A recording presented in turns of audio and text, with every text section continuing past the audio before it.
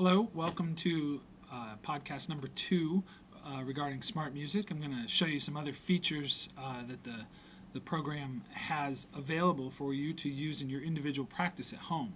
So when you open the SmartMusic program, this is the main window that comes up. I'm going to close this out, which brings us to the main control panel for the program. And there's a lot of different things on here that give you control over the program. I'm going to start here. There's a tuner. There's two different ways to look at it. I can look at it with a linear tuner, or I can use just the classic needle tuner. It also will play a reference note, and it automatically detects which note I'm playing and plays that note back at the correct pitch, so I can tune to it.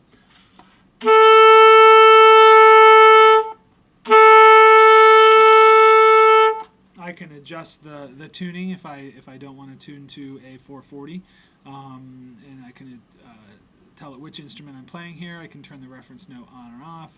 I can just have it play a drone if I'd like, and it'll continue to play that note, and I can tune to it. This is quite useful and a pretty powerful tuner to use here. Another feature that SmartMusic has is a metronome. It gives me the ability to play tempos. I can play subdivisions or not play subdivisions. I can change meters. I can have it accent the downbeats. I can have the tuner open at the same time, so I can use both if I wish while I'm practicing. And obviously I can adjust the tempo anywhere between 40 and 280, which is pretty significant. Most tuners only go up to 250.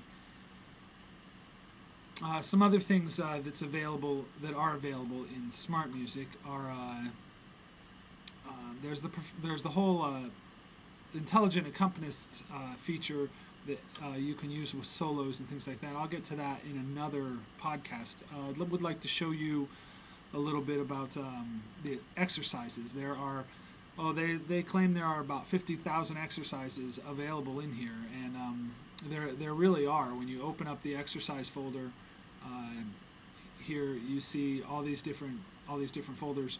So there's scale exercises. Let's say I'm working on scales and I want to work on some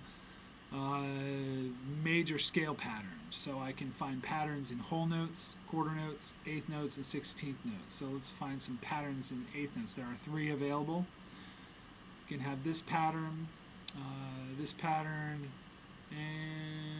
pattern. So let's take a look at the first pattern here. I'm going to open that up and show you some of the different features that we can use with this. Okay, so here it is. It's opened up. It's starting in the key of C. I can start in whichever key I'd like. So I'm going to start in the key of G, and I'm going to play that.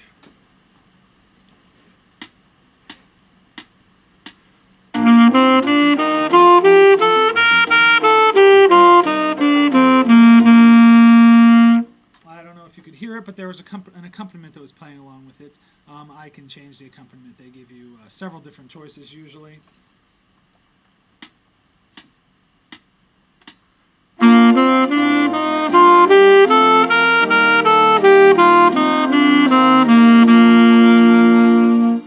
Let's say I would like to practice all 12 major scales around the circle of fourths, which is the way that I have my students learn their scales in the high school band. So I'm going to set up a loop, and I'm going to have it loop up a perfect fourth.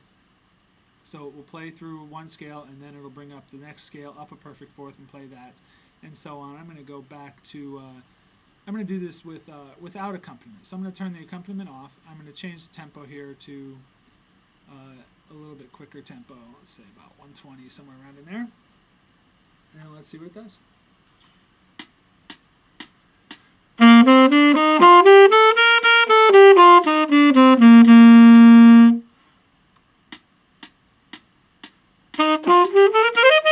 Whoops, sorry. I didn't realize it was only going to give me 2 beats. So I'm going to start this again here. Okay. It's only giving me 2 beats of a count off, so I need to be prepared about that. That's the one thing, probably the only complaint I have is the count off. With the exercise, I don't have a way to change the number of measures to count off. When I use a piece of band music, I can specify I want 1 measure or 2 measures. So since it's in 2/4, it's only giving me 2 beats, so I'll be prepared for that this time.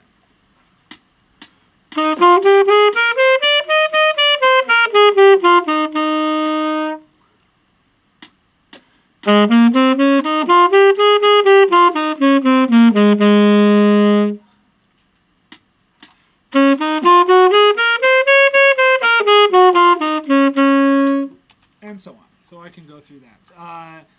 So yeah, there's a lot of different things that I can do in there.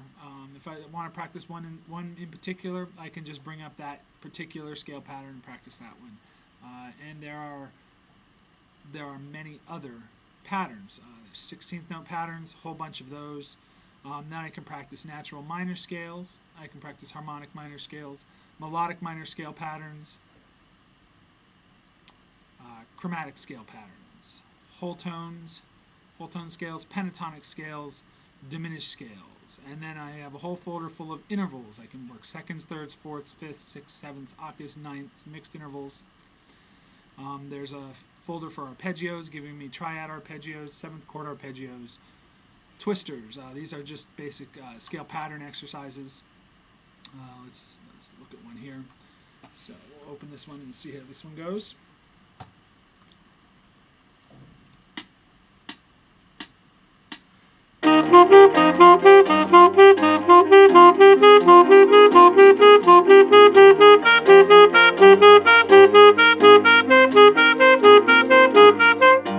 And so on. There's also exercises in let's see. There's also rhythm exercises where I can either play the rhythm, or I can clap the rhythm or tap the rhythm to practice rhythm exercises. Jazz studies, there are blues patterns, 2-5-1 patterns and scales and arpeggios, 2-6-2-5-1, 3-6-2-5-1 patterns, and then there are play by ear patterns, which are also kind of good to use to develop some ear training and things like that. So I could spend hours just going through and showing you the exercises. So that's just a sample of what's available. These are some of the things that are available to anybody who has the program, and you can use these on your own practice. Also, another word, if you have a younger sibling that is in the elementary band, the elementary band books are available. So Essential Elements 1, I can open that, and all of the exercises, pretty much all of the exercises in Essential Elements 1 are available the same way. So I can open up one of the songs that I'm working on with Mr. Moyer, and let's pick a good one here. How about this one? I can open this, and I can play that along with accompaniment, and it will listen to me and assess what I'm playing as well, just like it did with the band music.